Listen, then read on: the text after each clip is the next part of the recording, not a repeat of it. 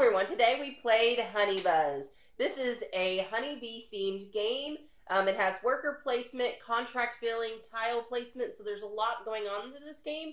So who designed it, Robert? So published by Elk Creek Games, BGG rating of 8.0, so got a really good score there. It's pretty impressive. Designers Paul Salomon with an artist Ann Heidseek. I apologize if I mispronounced that.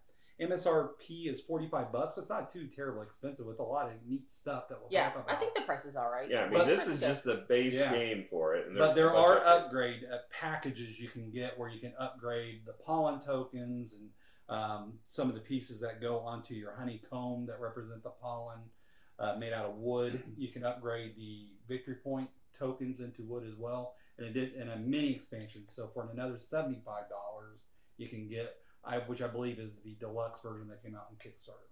Okay, cool. So when was this released? 2020. Oh, okay. So this is fairly recent. Mm-hmm. So going into quality of pieces, we do just have the standard version here. But it's still pretty darn cool. I'm sorry. These honey. Okay, so it's even soft. Like the honey is kind of like. And it bounces really well. Yeah. If you bing off Randy's forehead, it works really well. Do not put them in the same bowl as like gummy worms or gummy bears. Because kids will eat them. I mean, they probably won't taste as good. So, and it gives it look like honey too. I think that is so cool. And then the tiles, the tiles are standard cardboard. The victory point tokens, they're all shaped in different ways. Like the 20 is a bear claw, but like your 5's an acorn, your 1's a leaf. So I think that's actually pretty cool. That the fact that the victory points kind of look different. I love the little bees. I mean, they actually carved the little lines into them to make them look like they're instead of except for I've never seen purple or blue bees before. Hey, they did the right color choices. That's right. That's pink, not purple. I can play pretend.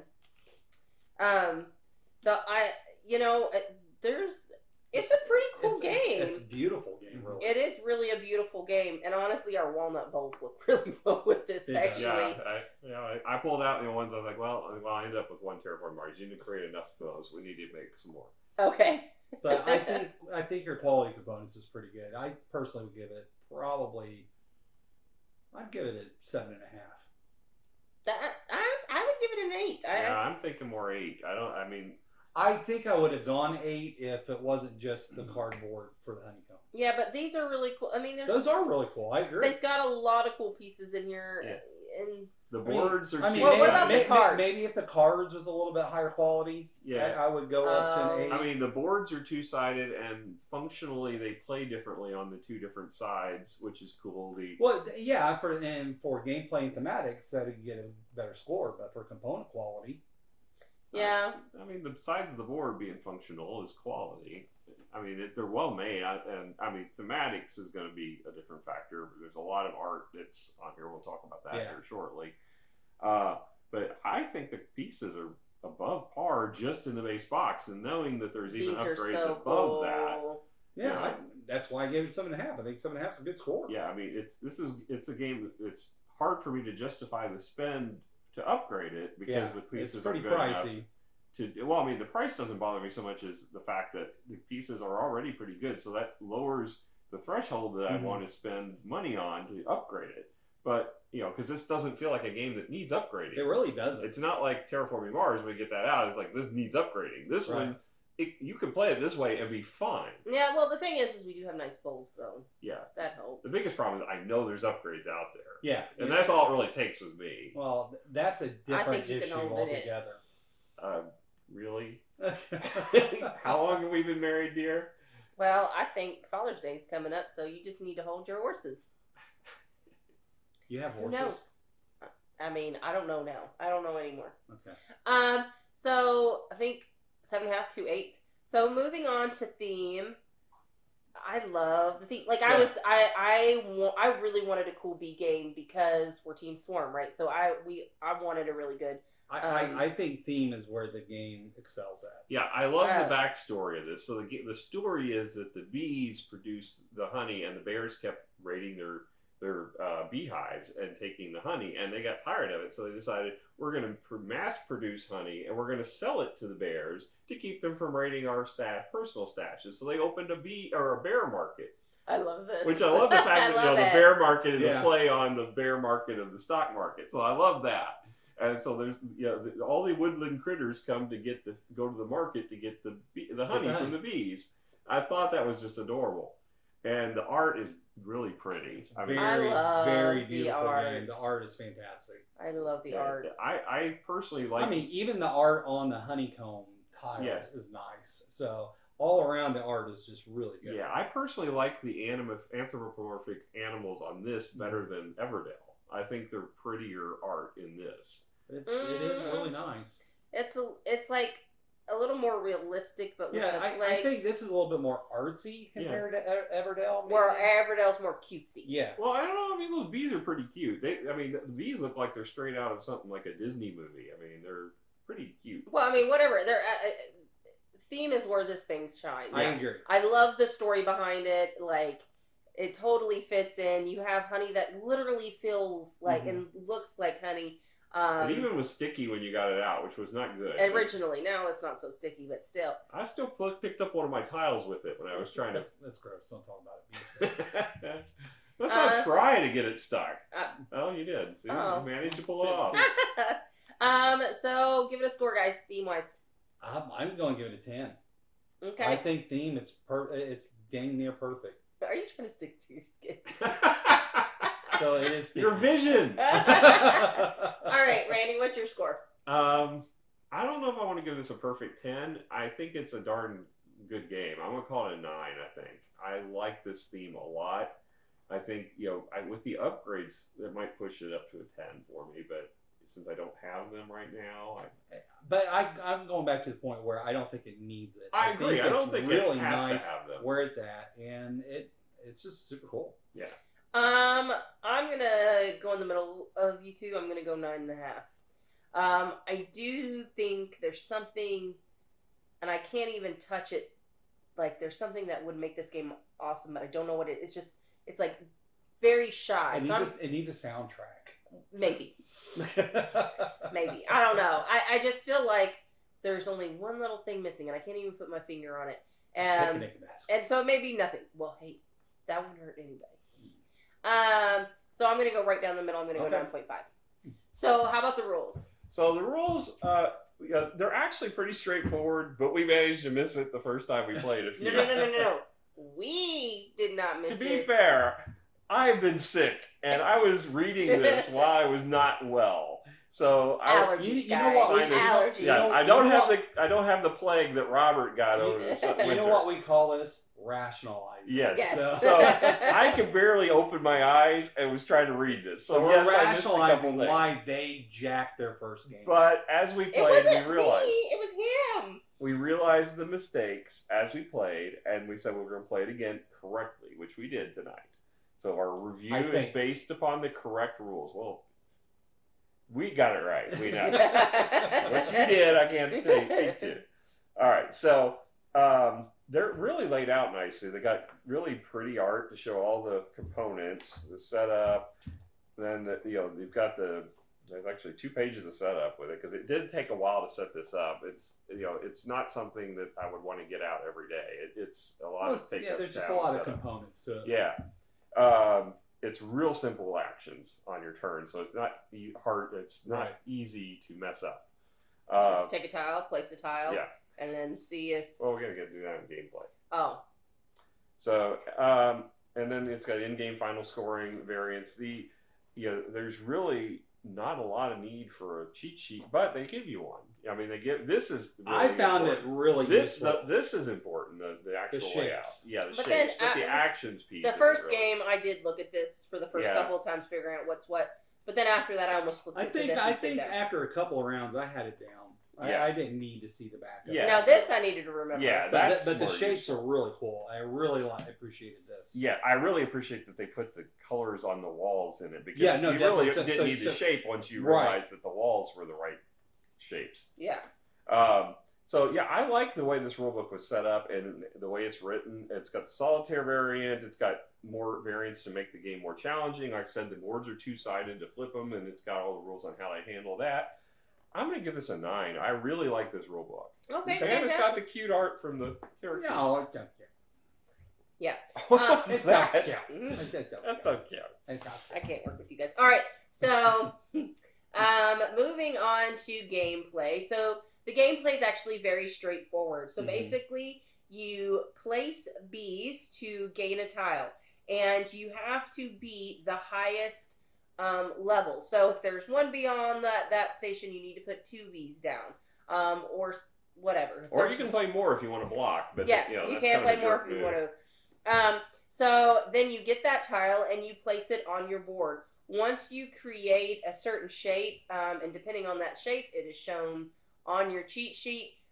You have the opportunity, if you have the forge action, to fill it with one of the nectar tiles, which at one point in the game, it triggers all of the actions in the spaces around it immediately. Right, and depending on those actions are the things. So you can read that when you go to play the game, the different actions. I'll go through them. There's quick. You got forage, as she mentioned, which lets you collect the nectar tiles. You can produce, that lets you put a fan marker on your board, and it will trigger populating the nectar tiles with honey that are touching. Yes. The market lets you sell. That's where you go to the market to sell your honey. There's orders that are small and large that you can fill, and then there's also just the going rate of that particular item. Yeah, and you can sell one item. Yeah, each market is one kind of item. Yes, you can sell as many of that item as you want, but it's going to reduce the price by 1 for each time you sell. Or a contract. Yeah, for all items. So if you sold 5 items, you'd only reduce it 1 time. You can create a new bee. That's how you get more bees. There's a baby worm, which is really cute. I thought it was it's a larvae, but okay. A daddy bee and a mommy bee like each other. We might have underage viewers. Don't get into that. You're right. I'm sorry. They call the stork bee. And all right. Decree is a wild. It lets you take any of the other actions, but you have to pay 5 money when you claim it. And then accounting is just a space that gives you 5 money when it's in there. So those are the different actions you can take from the different hexes. I think accounting is actually the tax for the bears. Is it? Yeah, you have to pay 5 tax. I'm just teasing. I don't know. Stupid bears.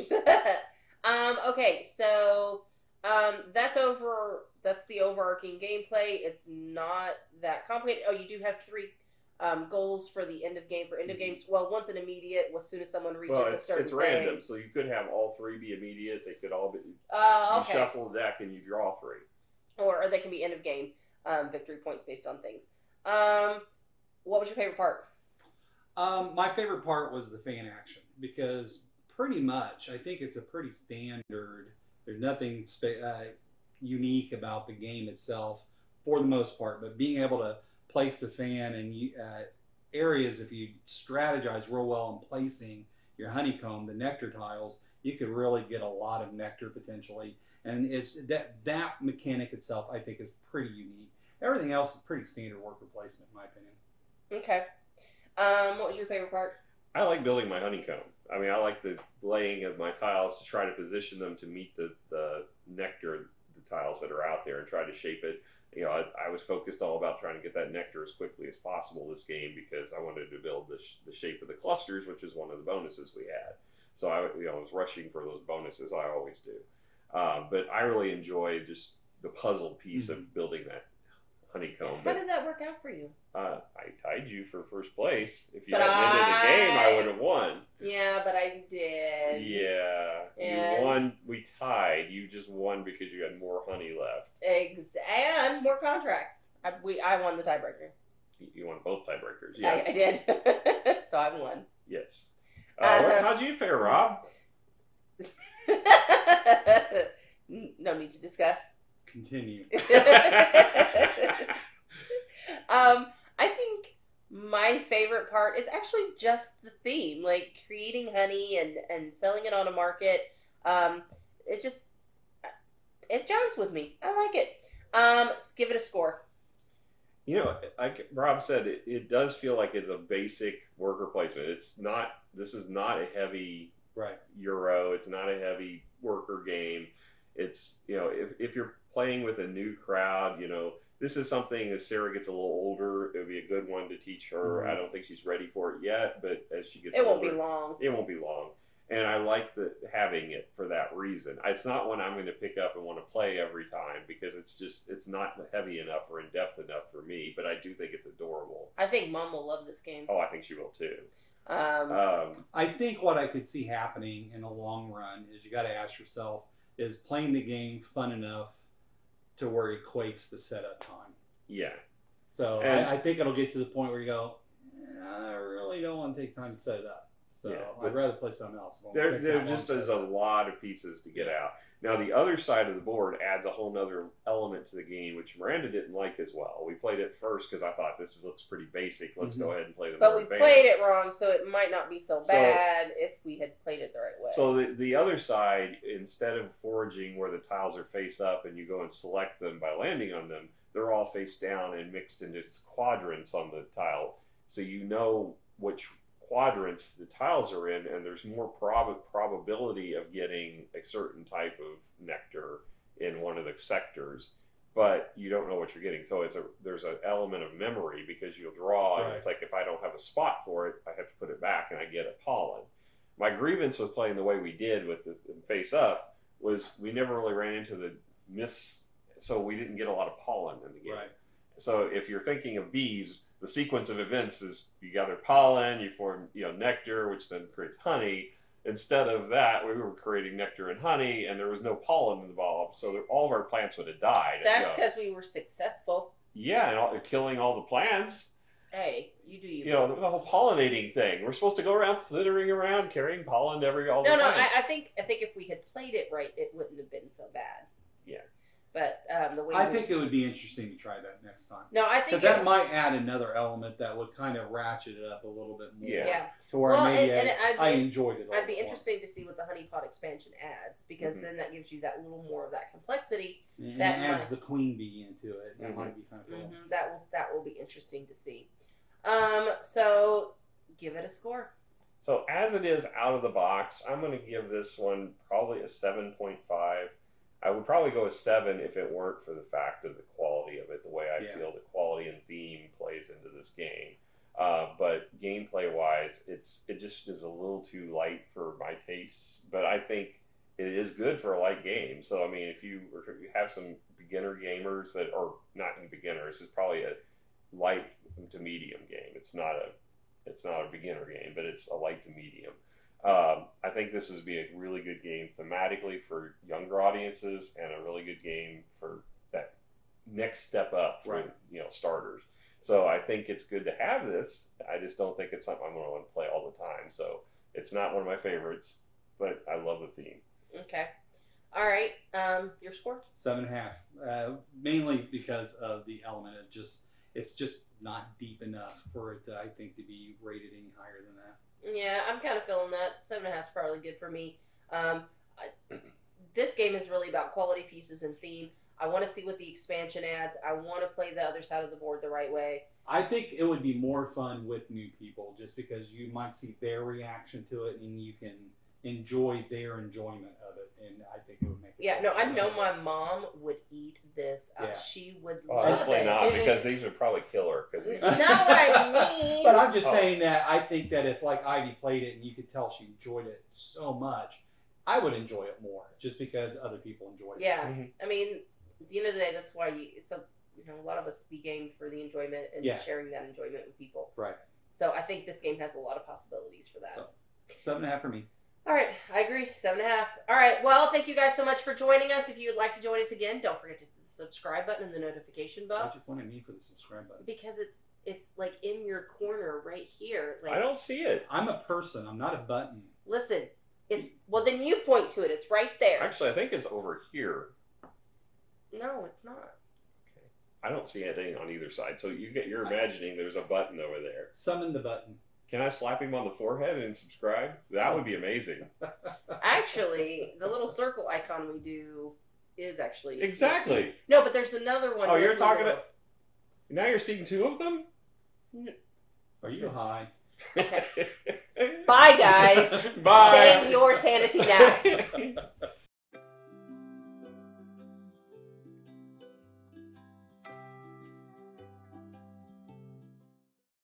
So moving on to rules. So The rulebook. Let's try that. Yeah. You just gonna randomly make it disappear? I am. I was gonna make it disappear. You make stuff appear, I'm gonna make stuff disappear.